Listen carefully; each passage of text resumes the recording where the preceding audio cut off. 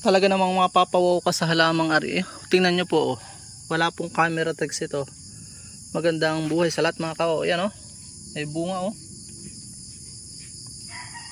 Around 2 weeks pa lang po yan oh, mga kawaw. Ayan oh. Ayan oh. Ito po yung mulberry. Ito po ay nausap ko sa kapatiran kay Ate Risa. So ayan oh, may mga malamang na tumuloy na po yan oh. Ang gaganda oh. 2 weeks pa lang po yan oh. Yan oh. Bunga. Wala pong camera tricks yan. Kung mainipin kayo at naghahanap ng napakabilis na halaman, ito oh. 2 linggo lang, 3 weeks, ganyan. Yan oh, dami. Oh. Diba? Bunga agad oh. Yan. Actually hindi po yan dapat patuloyin. Yan ay kukunti pa lang ang babago pa nagsisimula ang ugat. May chance pang mamatay pero malaki na yung chance na nasa 70% na yung chance ng survival. Yan o. Kaya po bawal pa siyang galawin. Nakakatuwa yun, dami o. Ilalim. Yan o. Ito. O, bunga na agad o. 2 weeks pa lang. Ito o. Ito nyo. Bunga po yan. Yan o. Totoo po yung bunga. Pero hindi po talaga dapat yan patuloy kasi mababansot po yan, mapipreempt yung paglago ng dahon. May mga namamatay din oh, yun. Pero madali lang namang bumili ng pampalit. Maraming na uusap niyan. At nagulat po ako doon sa ang kinuhanan po niyan. Tingnan nyo, itong napapanood ninyo, napakadaming bunga. Talagang very robust yung pag ano niya.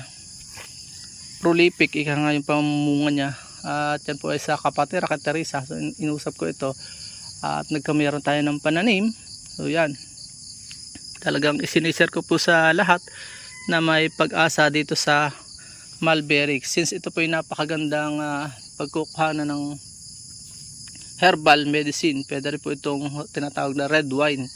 Kaya po yan ay malaki ang potential. Nabibili ng 120 ang kilo. Medyo matagal nga lang maka 120, maka 1 kilo, pero additional income sa mga magsasakang walang added income ano po. Lalo na po ngayon sa panahon ngayon na climate change, tumanim ka na ng tumanim ay wala namang ini-income ang halaman ano.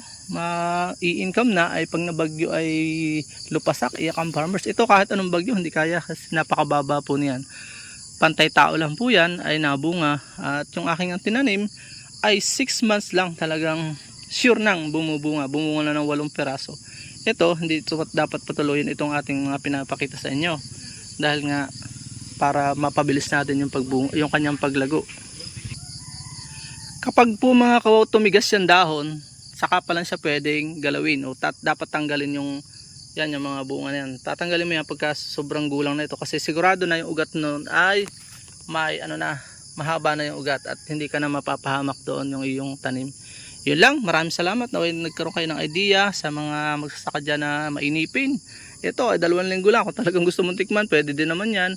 Kaya lang, yun nga ang bilin ko, huwag yan patutuloyin sapagkat yan ay makakasagabal sa paglago ng ating halaman. Added income sa mga walang pagkikitaan, sa mga mainipin, maliliit ang bakuran, napakaganda po sa mga tabindaan, katulad itong aking dito ko tatanim, yung kinalabasahan ko ito dati, sa gilid. At pagkain pa ng mga bee. Maraming salamat. Naway may natutunan kayo sa ating munting vlog. God bless us all. Please support all Filipino vloggers. Pakita natin sa mundo na nagkakaisang lahing Pilipino. Babay po na po. Hanggang sa muli pong informative videos.